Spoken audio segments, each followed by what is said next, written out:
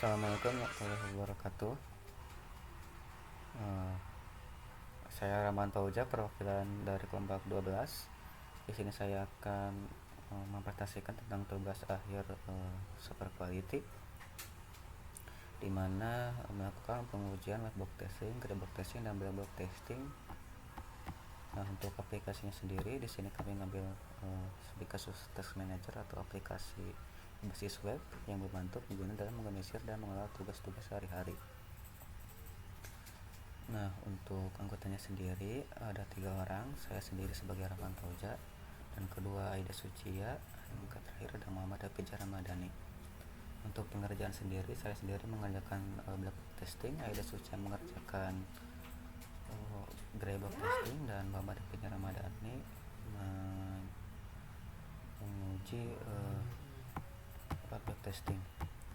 Untuk fitur-fitur aplikasinya sendiri bisa dilihat di sebelah sini. Nah, terlebih dahulu kita melihat teknologi yang digunakan, yaitu HTML5, CSS, dan JavaScript. Untuk backend sendiri menggunakan Python, dan untuk database-nya menggunakan SQLite. Sederhananya adalah aplikasi berbasis Python menggunakan Flash.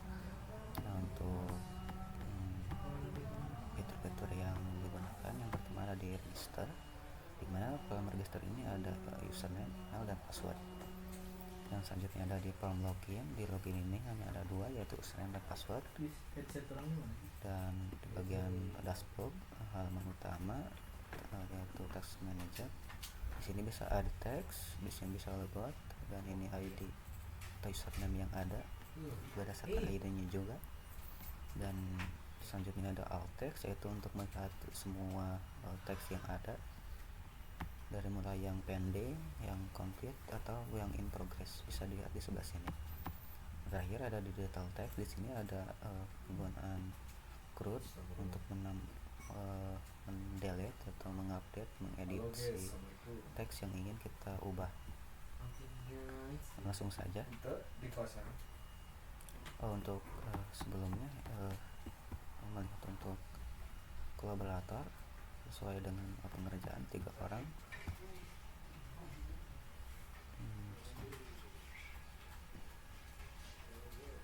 Nah, untuk kolaborator ada 3 orang sesuai anggota kelompok. Saya sendiri sebagai Rahman Pauja, ada Aida Sucia, dan Hafiz Ramadhani.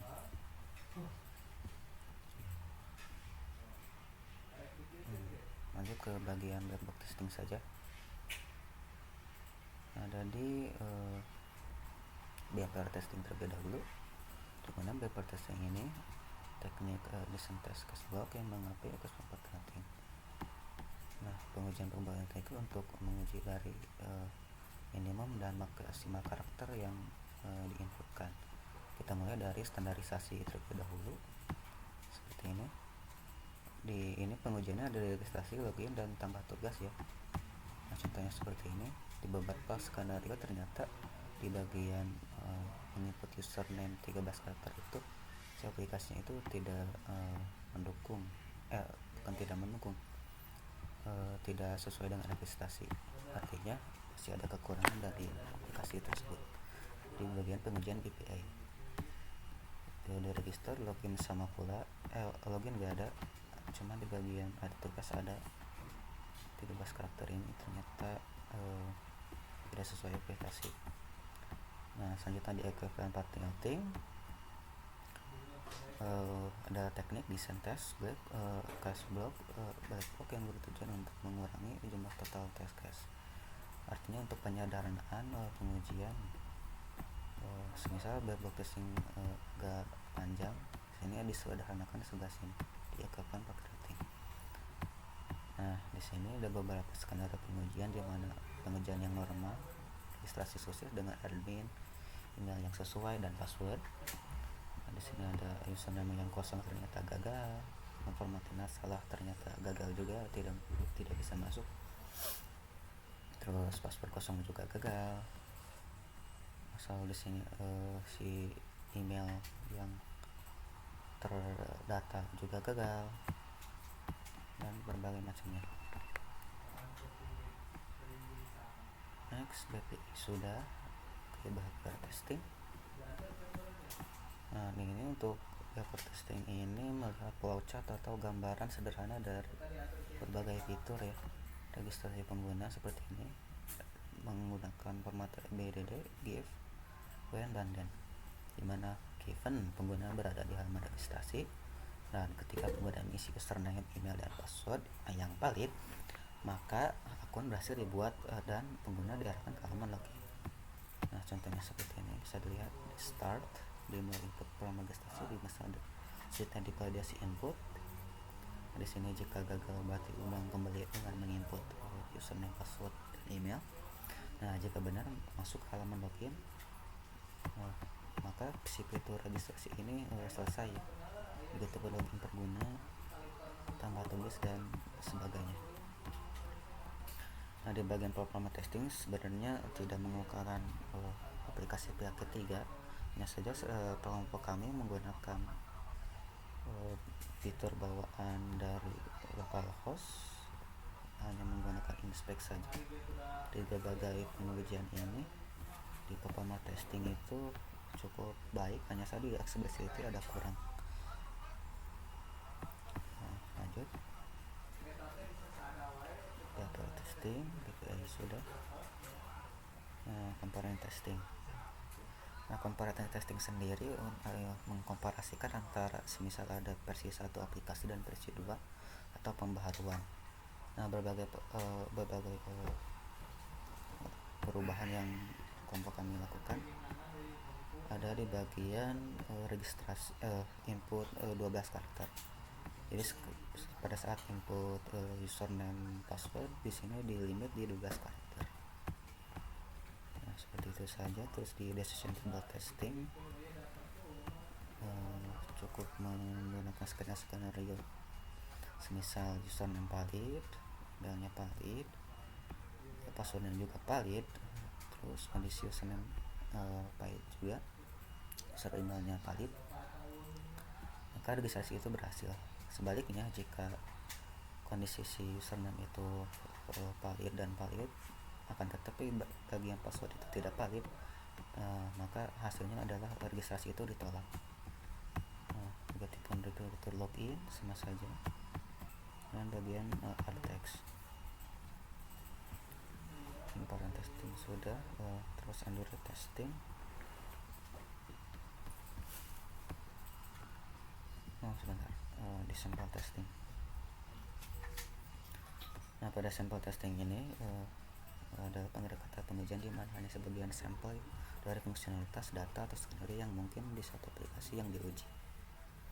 Nah dimulai dari registrasi pengguna sampai di terakhir yaitu logout, di mana beberapa pengujian sederhana dilakukan cukup baik dengan menggunakan pendekatan benar. Misal di contohnya di username benar, email benar, passwordnya juga benar, registrasi masuk dan login seperti halnya seperti itu. Nah, untuk robot testing, pengujian persatuan bertujuan untuk memperbaiki beberapa baik sistem perangkat lunak dapat mengalami kondisi input yang tidak valid. Nah kebalikan dari si sampel testing, di sini menginput hal yang valid, sementara di sini lakukan sesuatu yang tidak valid. Nah contohnya seperti ini. Registrasi pengguna, di sini ada username itu dimasukkan hanya simbol, emailnya valid, passwordnya valid, ternyata si sistem tidak sesuai yang diharapkan. Ternyata si simbol ini diloloskan saja atau masuk langsung ke registrasi atau daftar akun.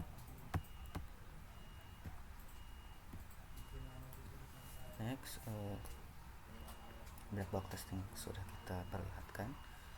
Kita lihat pengerjaan teman saya di bagian black box testing. Pertama di desk checking terlebih dahulu.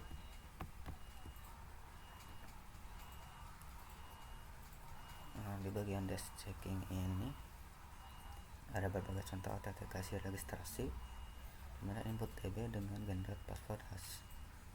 Di pemeriksaan ini, hasil pemeriksaannya password tersimpan dalam bentuk hash. Bisa kita lihat. Nah sudah ya, dalam berbentuk hash. jadi si password ini acak atau tidak dapat dilihat. Terus bagian login, autentikasi, password benar, bagian kodenya. Nah, seperti itu saja. Checking sudah ada kode laptop.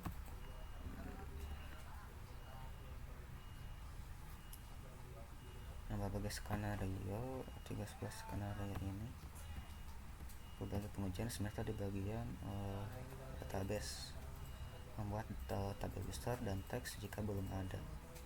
Di bagian ini kodenya perlihatkan bahwa database itu langsung digenerate dari codingnya ya, sebelah sini coding Python flexnya.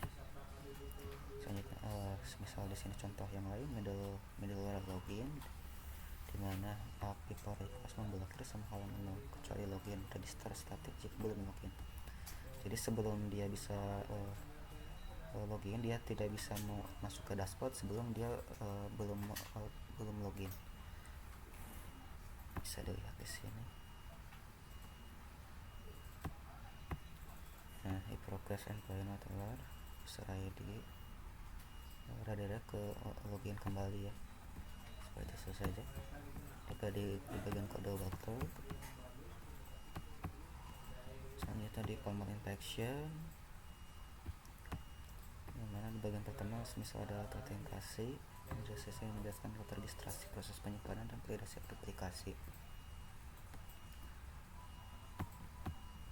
Nah, di sini pemberitahuan jika semisal si username atau email itu sudah pernah digunakan, jadi tidak bisa ada duplikat yang digunakan. Saja kode sudah. Control flows testing cukup banyak ya. Nah, kita perlihatkan baru sebagian saja. Ini ada bagian login, hasil-hasil yang diharapkan itu proses login dimulai di bagian di request outpost, bagian kode ini, terus username ditemukan dan password benar sesuai dan tampil flash error jika ada, jika login ke sebelah sini. Terus masuk ke login HTML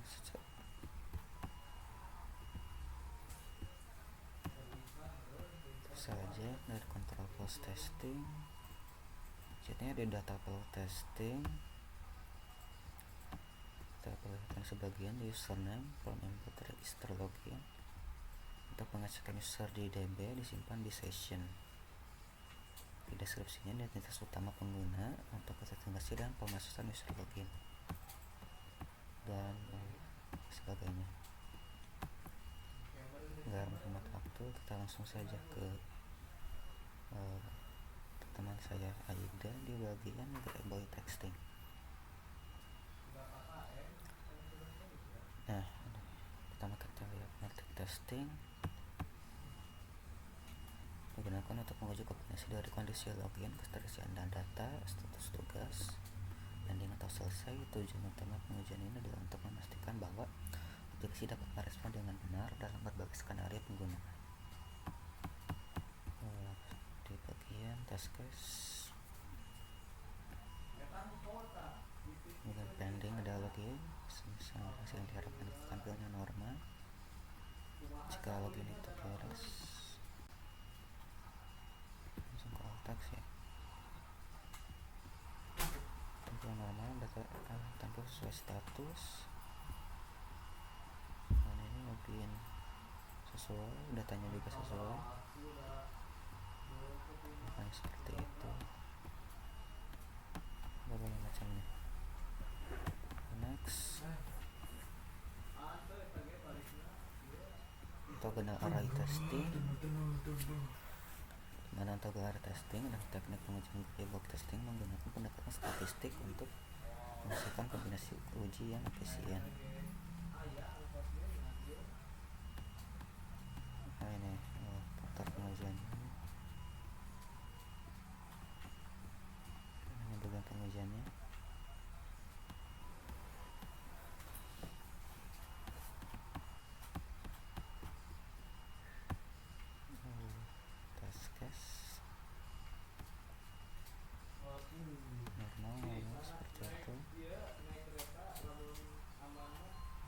run tes nih codingnya. Next saja part testing.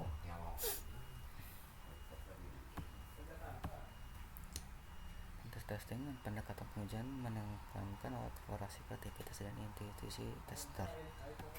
Dalam pengujian ini, tester tidak hanya mengikuti skrip pengujian formal, tetapi juga mencari celah-celah bug dari interaksi pengguna nyata secara tidak terduga.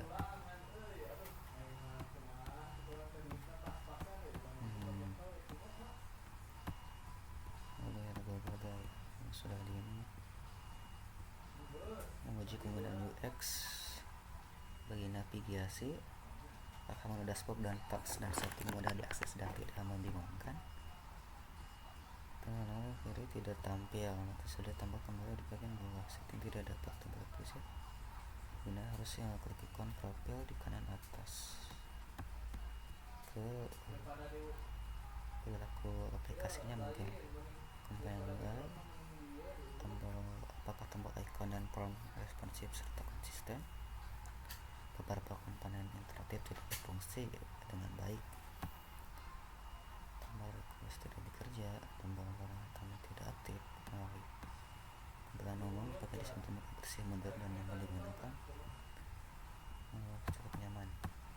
Dari pengujian AIDA di bagian penguji penggunaan UX. Next saja ke regression testing. Untuk memastikan bahwa penambahan fitur time zone dan filter waktu tidak mempengaruhi fungsionalitas utama aplikasi Text Manager. Karena si Text Manager ini juga bersinggungan dengan waktu. Ketika kita menambahkan edit text, maka waktu juga harus sesuai. Kita lihat test case-nya.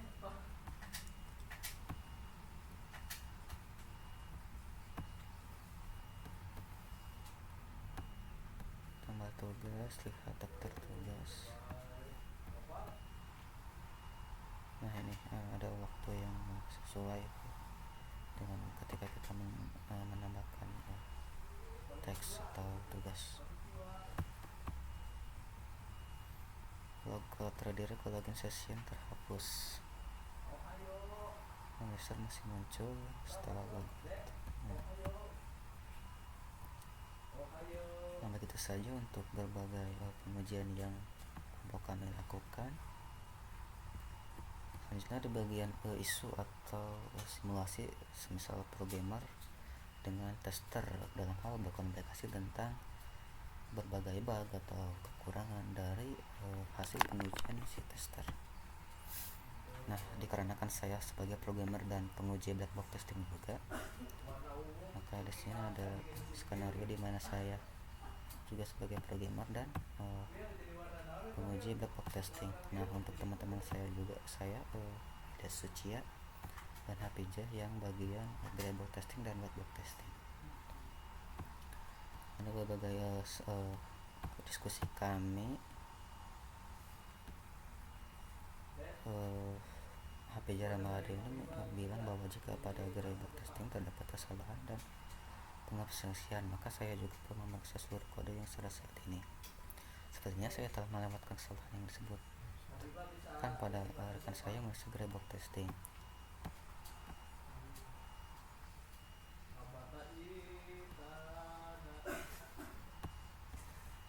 Nah, untuk di bagian black box testing, bagian saya pada pengujian BPA tidak ada limit input karakter yang dimasukkan. Tolong ubah agar sesuai dengan kebutuhan. Saya juga membalas baik tampilkan saja pada isu black box testing. Nah, jadi di sini di bagian diskusi kita tinggal masuk ke black box testing. Nah, di sini lebih teknisnya dijelasin sebelah sini. Nah, di sini sebuah register kekurangan input di bagian ini, di mana kita menginputkan panjang karakter, tidak ada batas ya. Nah, maka dari pengujian BPA itu saya sebagai programmer juga membutuhkan atau membenahi kekurangan ini dengan melimitasi karakter hanya sampai 12 karakter.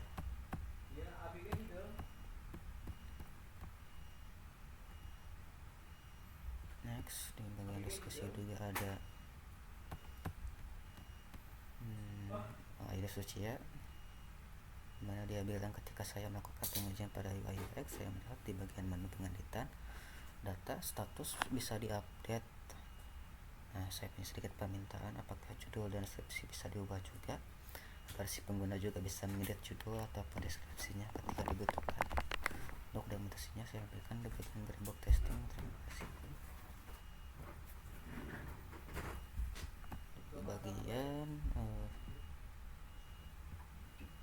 Greenbox testing, di mana Aida Sucia menemukan isu bahwa di bagian edit teks ini tidak bisa mengedit deskripsi sama judul. Seharusnya bisa ya. Nah, maka saya sebagai programmer dengan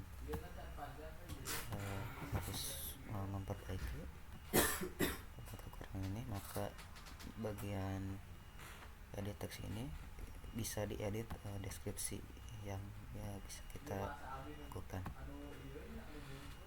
Sebagai contoh mungkin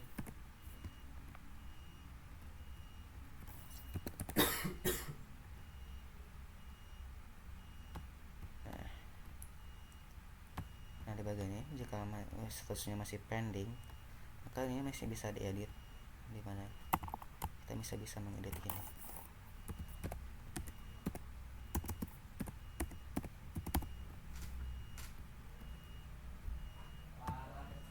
Ini update jadi terubah.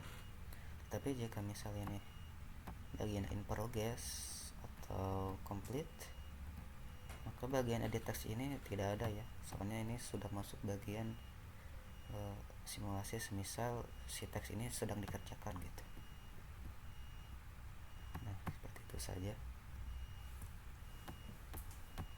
Kode-kodenya juga ditambahkan di bagian backend dari Python Place-nya juga ditambahkan di sini edit text, dan juga bagian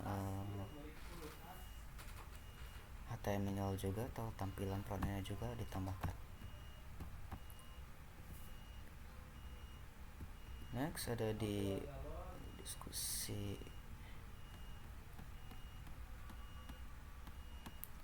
bagian APIJA. Ya nih, setelah saya melakukan pengecekan ulang, saya menemukan kecacatan terhadap bagian registrasi di mana dua user bisa registrasi dengan username email secara bersamaan. Kita lihat bagian sini di whitebox testing. Di sini APIJA Ramadi peringatan sebelah kekurangan bahwa username atau password yang sama bisa diakses bersamaan. Saya menambahkan logika tambahan agar registrasi tidak dapat menggunakan username atau email yang sama. Selanjutnya juga APIJA Ramadi menambahkan pada bagian password user, registrasi dapat membuat dengan bebas seperti 1, 2, 3. Saya sarankan agar minimal 8 karakter yang mengandung huruf kapital. Saya juga menambahkan pengeditan sebagai programmer. Perubahan harus di minimal 8 karakter. Saya melakukan perubahan pada bagian JavaScript input dan yang password seperti di bawah ini. Kemudian ditambahkan. Pemrograman juga sedikit dirubah pada bagian Python Place-nya. Dan terakhir di bagian HTML atau tampilannya juga harus diubah. Maka dengan perubahan ini saya harap sudah selesai dengan kebutuhan dan kenyamanan pengguna pada aplikasi Task Manager.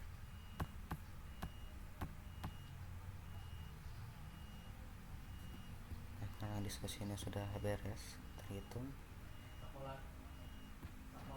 bisa close.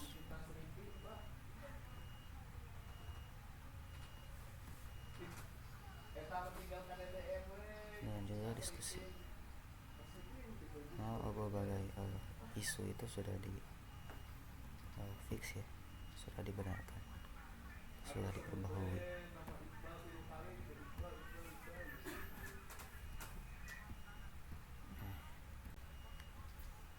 Ketika bisa di close, maka tidak bisa di ini lagi.